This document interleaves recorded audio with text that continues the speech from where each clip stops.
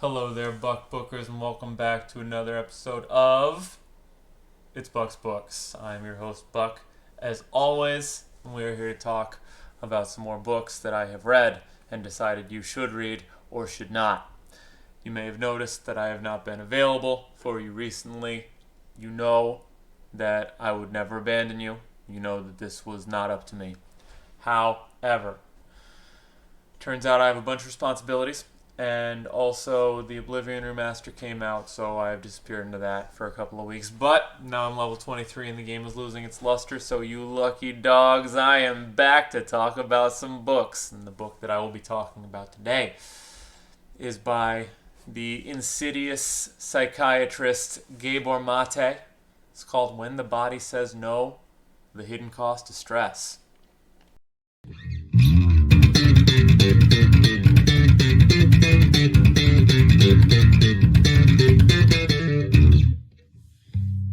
Gabor Mate, he's too real, first of all. My man works up in Vancouver, which is apparently like Canadian Kensington, and he works in substance abuse, which is Skid Row, end of the line. It's rough. It's rough up there. And in other books that he has written, he talks about how rough it is up there, and he talks about how he tries to maintain his compassion, and he talks about how he identifies as an addict even though he is only addicted to something stupid, which is buying classical music.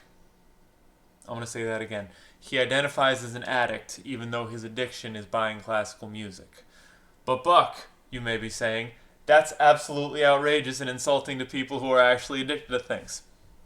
Perhaps so, but when you hear him talk about what he did in his addiction to classical music, when he was like cutting work and running across town to go to like 8 different record shops to buy multiple copies of concertos that he already owned, and in so doing was not available for a woman that he had been seeing through her pregnancy, right? Who has high risk for birth complications. So like, that's not just like a chocoholic situation. You know, that's compulsion. And that's what addiction is about, the compulsion. It's a compulsive disorder. Gabor Mate was compulsively buying concertos, and that's agreed, it's stupid. But maybe when you get the chance, read In the World of Hungry Ghosts, I think it's called, In the Land of Hungry Ghosts. That's like his memoir situation that is also about treating addiction, and it is phenomenal. And he like lays out his own credentials for why he should be considered, one of us. So in this one, he's not talking about any of that nonsense. In this one, he's talking about the hidden cost of stress, right? Gabor Mate, absolutely outrageous, steps forward, announces, right, in this book, the idea that he is trying to put forth is that in the cases of developments of not only a lot of autoimmune diseases, not only a lot of idiopathic illnesses, but also a lot of life-threatening chronic illnesses, right? So we're not just talking about like fibromyalgia. No, we're not just talking about dorsalalgia, which is the clinical term for my back hurts, which at some point will afflict 80% of the population. We're not talking about arthritis, sudden onset partial arthritis that goes away sometimes. We're not talking about inflammation. He's talking about like muscular dystrophy. He's talking about cancer. He's talking about ALS, right?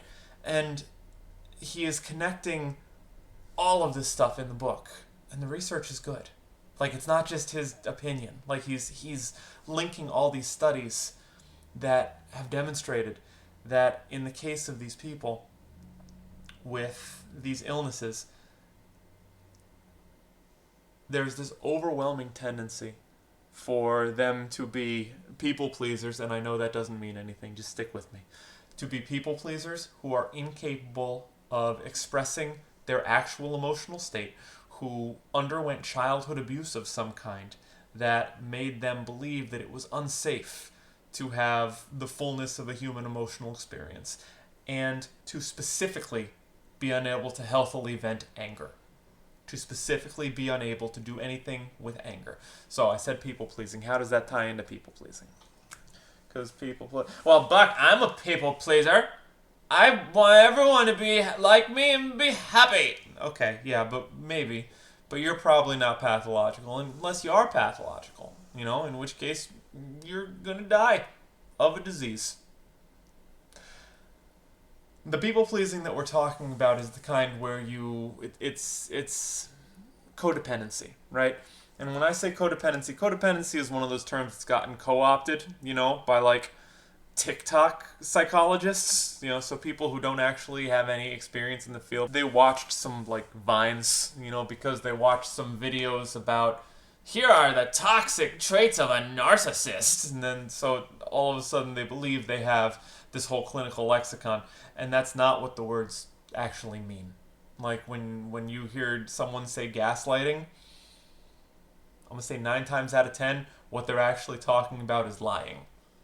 Gaslighting is not lying. Gaslighting is a different thing. Gaslighting once was a specific clinical term, but in the same way that sociopath was once a specific clinical term, and then all of the slasher movies came out in the 80s, and now it doesn't mean anything, really. So they had to change it to the wordy and embarrassing antisocial personality disorder.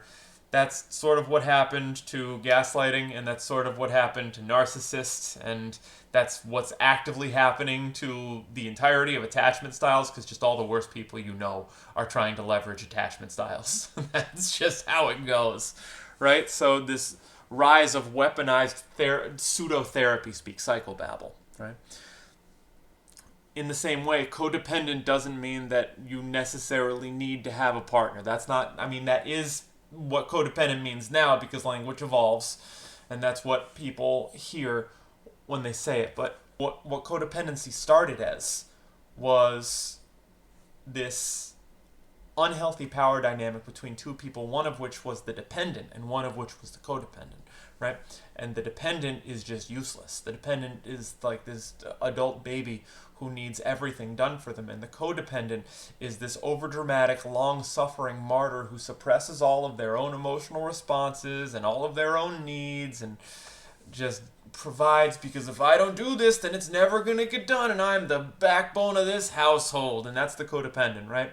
And as it worsens, as the relationship continues between the dependent and the dependent being forced into this situation, not only always being provided for, but also always being shamed for how they're always being provided for, which is a system that the codependent themselves have set up. The dependent becomes increasingly dependent and then gradually starts pushing the boundaries, consciously or not, to make things worse, which causes the codependent to step up even more and shame them more, and it's just on and on and on and on until an eventual point of explosion, usually on the point of the codependent, who decides that I can't take it anymore, but like this either results in them being physically violent, toward the dependent, or their biology sort of manufacturing a reason that they get to be a human being with needs as well.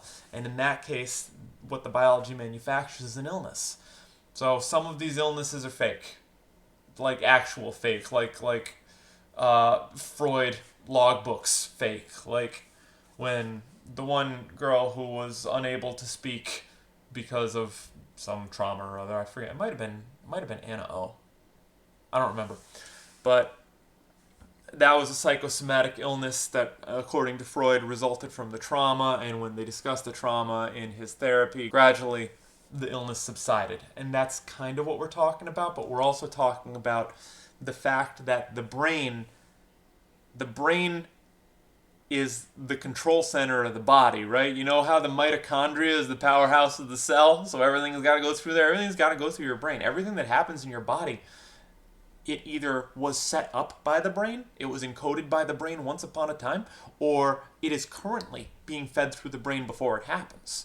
Very few of these things happen in a vacuum. There are reflexes, but even the reflexes were initially structured by the brain, right? So if you live in a constant state of misery and you've built a cage for yourself, be it figurative or emotional or spiritual or whatever, the cage that you've built yourself is completely inescapable. Your brain will find a way to create a situation, your unconscious, You don't know you're doing this. Your unconscious will make it so you have no choice but to take a breather. It's going to make that happen for you. So that's where you get just spontaneous idiopathic pain. And then you have these people clotting up doctors' offices. They've never gone to a therapist in their life. They've never done any actual emotional work in their life. All they need to do is journal, and they won't do it. They won't do the shadow work journal. Everybody loves it. That's it. That's all it'll take to get you started. They won't do it. They're like, no, this is serious. This is physical. My tummy hurts every day, right? And so they're in the doctor's offices, and at some point they're going to lose their jobs because that's what this is for. That's what this stress is for. This stress will push this self-obsessed, codependent martyr so far beyond the realm of what a human being can actually tolerate that their body gives up on them.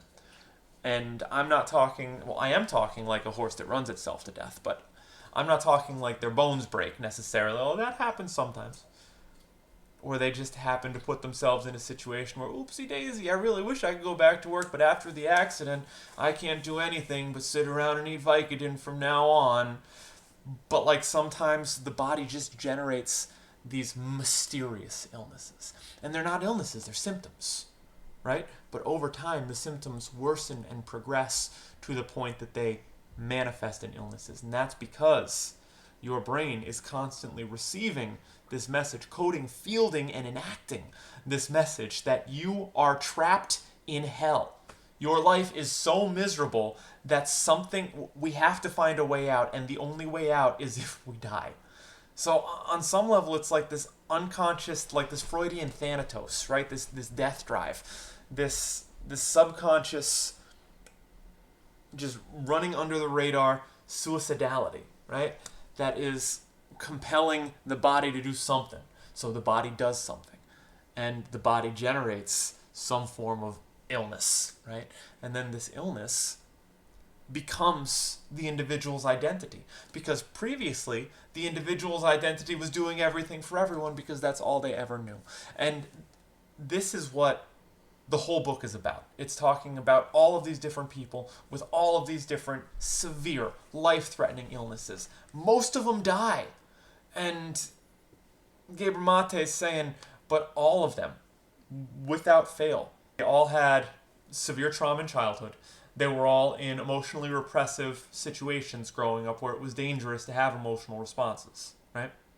They were unable to, or they were trivialized to the point, it's neglect, trauma, abuse, right?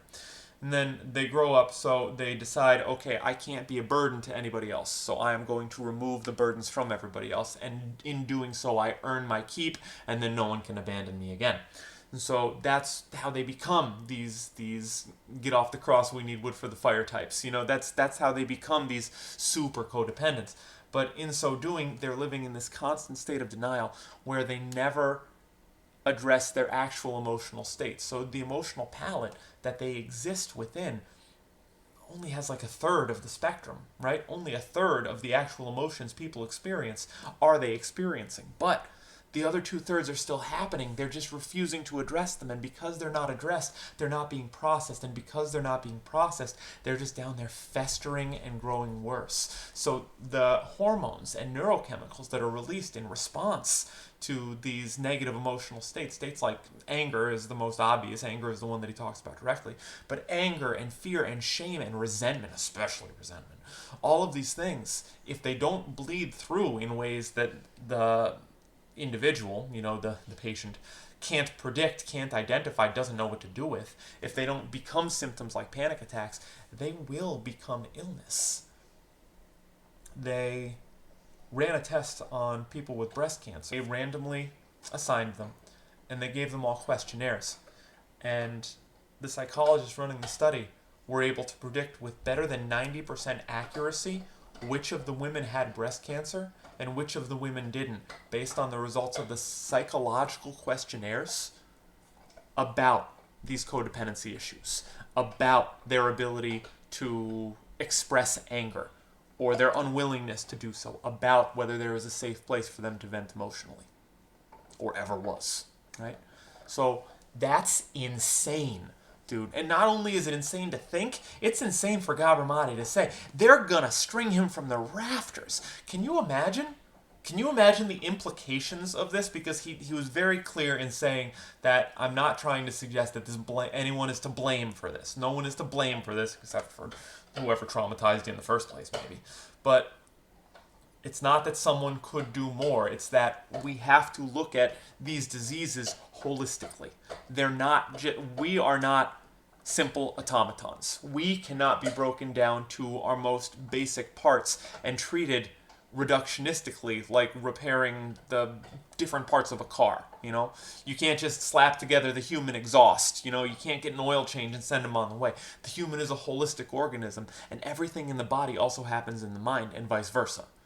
So he's saying that we have to do that. We have to address physical illnesses as though there were a psychological component, because as far as he knows, he's the only practicing medical doctor who has ever done that. And that has certainly been my experience in the medical industry, in the medical business. Has it been yours? The book I'm going to give a saucy 5 stars right away, even though it is wrongthink and will result in Gabor Mate being destroyed by terrorists.